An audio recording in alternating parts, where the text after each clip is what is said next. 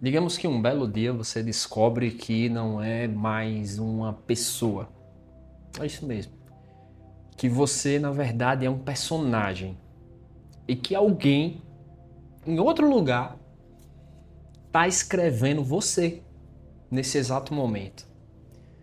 E que o que você chama de sua vida, que contém suas memórias, seus medos, as pessoas que você ama, tudo isso não passa de tinta no papel de outra pessoa. Pois é exatamente isso que acontece com a protagonista desse livro aqui. Uma menina de 14 anos que, no meio de um curso por correspondência, mas que depois vira presencial, começa um curso de filosofia, ela começa a desconfiar de uma coisa bem intrigante, que ela não é real, que ela existe só para alguém aprender uma lição.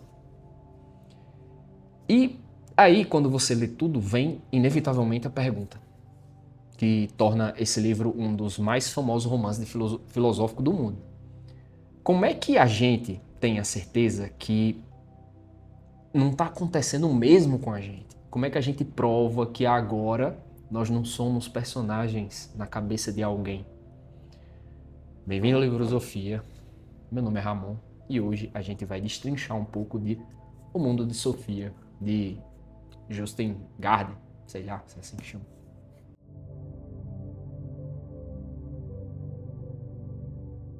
Então vamos lá, como é que tudo começa? Sofia Amundsen. Ela é uma jovem de 14 anos que mora na Noruega. Vida normal, que nem a da gente. Só que um belo dia ela volta da escola, abre a caixa de correio e encontra um envelope sem remetente. Qual era o conteúdo da carta? Apenas uma pergunta: quem é você? Só isso. Sem assinatura, sem explicação. Ela acha estranho, né? Mas beleza. Aí, no dia seguinte, outro envelope com outra pergunta: de onde veio o mundo? Repare que essas não são perguntas quaisquer, né? São literalmente as duas perguntas que dão origem a praticamente toda a filosofia. E Gardner, o autor, não escolhe elas por acaso. Quem sou eu? De onde veio tudo isso? Nisso ele já faz meio que o leitor entrar no mundo, ter contato com a proposta dele, sabe? E aí começa a chegar envelopes maiores, cartas mais longas, e elas são, na realidade, aulas de filosofia de um professor misterioso que Sofia ainda não conhece pessoalmente, mas ele se intitula o nome Alberto Knox. E é através dessas cartas, bastante didáticas, realmente feita para um recém-adolescente entender, que o livro começa meio que a executar uma de suas missões, que eu digo, tem duas. Uma é o ensino propriamente dito da filosofia, da história do pensamento ocidental, e aí a gente vai atravessando, progredindo durante toda essa história, conforme Sofia também vai progredindo. A gente vai aprendendo junto com Sofia sobre a tradição ocidental filosófica. E aí Alberto começa lá na Grécia Antiga mesmo,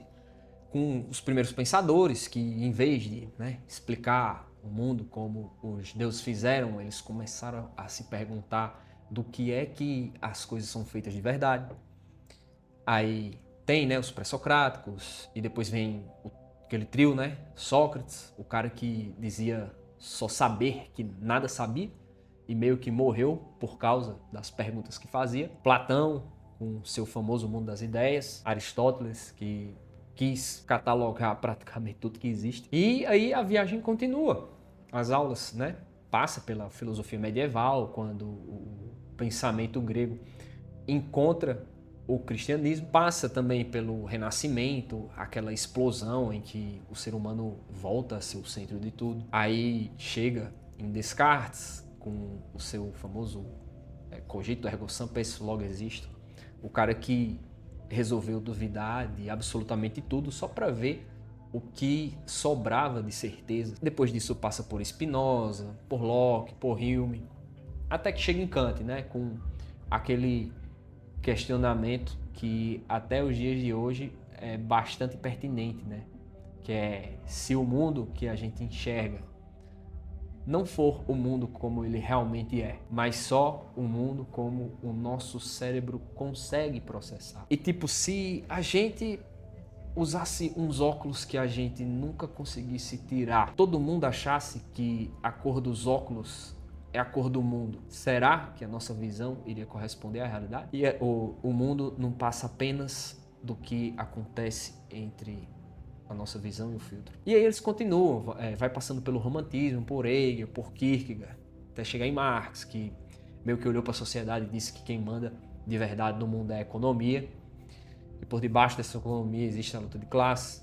Passa por Darwin, que mexeu com a ideia de que a gente é uma criação especial e separada dos bichos. Aí vem Freud, que meio que abriu o alçapão do inconsciente e disse que não éramos senhores das nossas próprias cabeças. E aí, a gente, vendo tudo isso, a gente pensa, certo, né? Até agora não vi nada além de um ótimo manual de filosofia. E aí que entra a segunda parte, e que é justamente o que transforma o mundo de Sofia numa obra genial, que é o que acontece por debaixo das aulas.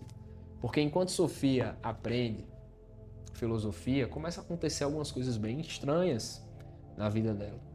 Ela começa a receber outras cartas, porém endereçadas a uma menina, não a Sofia, mas uma outra garota chamada Hilde, que ela não faz ideia de quem seja. E do nada, esses bilhetes que Sofia está recebendo como destinatária Hilde, são escritas pelo pai de Hilde, não pelo Albert Knox, mas outro homem chamado Albert Knag.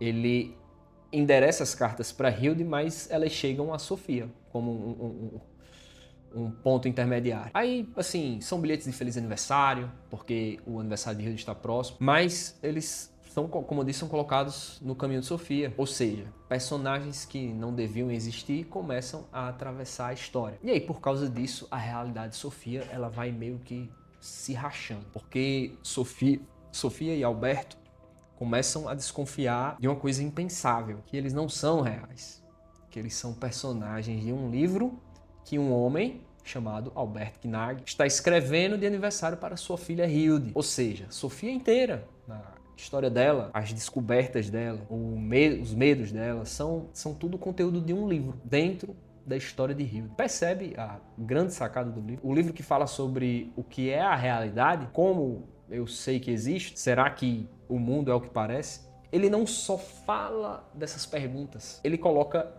a personagem principal dentro e vivendo na pele essas perguntas. Sofia vive exatamente o problema filosófico que ela estava estudando. A forma do livro e o conteúdo do livro, eles passam a ser a mesma coisa. E aí, se você fez uma reflexão mínima enquanto leu o livro, você inevitavelmente você se pergunta se Sofia é um personagem do livro escrito por Albert e Albert é um personagem de um livro escrito por Gardner, como é que eu consigo provar que não tem mais um degrau acima de mim? Como é que eu provo que eu não sou personagem na mente de alguém? Então, meio que o livro, ele se divide em uma jornada dupla. Primeiro, o do aprendizado da tradição filosófica por Sofia, tendo como seu professor Albert Knox, e a outra jornada de Sofia e Albert Knox descobrindo que eles não passam de personagens de uma história escrita por Albert Knag para sua filha Hilde. Entendeu mais ou menos? E é isso que faz o livro ser grande, porque ele tem essa dupla história. Mas agora sim, falando um pouco sobre o que o livro tem de agregante, além das aulas de filosofia. A primeira coisa que eu posso falar é como Gardner trata a filosofia. Ele traz aquele conceito antigo de filosofia nascendo com um espanto. Ele usa a imagem de um coelho tirado da cartola de um mágico. O truque de mágica do universo é a própria existência. Do nada, tem tudo isso aqui. E a gente, quando criança, a gente meio que está posicionado lá na pontinha do pelo do coelho, olhando tudo assim com espanto, se perguntando como é que tudo isso existe. Só que aí a gente cresce e vai descendo fundo no pelo do coelho e acaba se aconchegando e para de se espantar, porque as coisas viram rotina, vem os boletos, vem os trabalhos, vem um feed de celular, vem a repetição, a rotina. E eu acho que essa é uma das coisas mais interessantes do livro inteiro. Não é assim, decorar quem foi Kant, é reacender aquela capacidade de olhar para o mundo e ainda achar meio que estranho que ele exista. E que filosofar, no fundo, é não deixar esse espanto genuíno morrer. Outro ponto bastante debatido entre Sofia e o professor dela é aquela ideia kantiana de que a gente enxerga o mundo através de óculos que não conseguimos tirar e que a gente vive achando que enxerga a realidade como ela é. Mas e se parte, né, do que a gente chama de óbvio, de natural, de assim como as coisas são, for só a lente da nossa época, da nossa criação, da nossa cultura? Quantas certezas absolutas suas seriam outras completamente diferentes se você tivesse nascido em um outro país, em um outro século, uma outra família? Outra coisa também é que o livro inevitavelmente nos obriga a encarar a pergunta do que o que é ser real. A gente passa a vida inteira com certeza automática de que eu existo, que eu sou livre, que eu decido, mas aí vem Marx e entra e diz que suas escolhas são moldadas pela economia. Aí vem Freud e diz que boa parte do que você faz vem do inconsciente que você nem controla. Aí depois vem Darwin, que entra e lembra você que não passa de um bicho. E o próprio formato do livro, ele também vem e sugere, e se você for um personagem na história, na mente de alguém, né? De um deus, de uma entidade maior. Mas agora eu vou fazer uma pontuação aqui. Tem muita gente que critica o livro, e eu acho que toda crítica tem seu ponto. Porque é o seguinte, como as aulas de filosofia são a espinha dorsal do romance, às vezes a narrativa ela trava um pouco.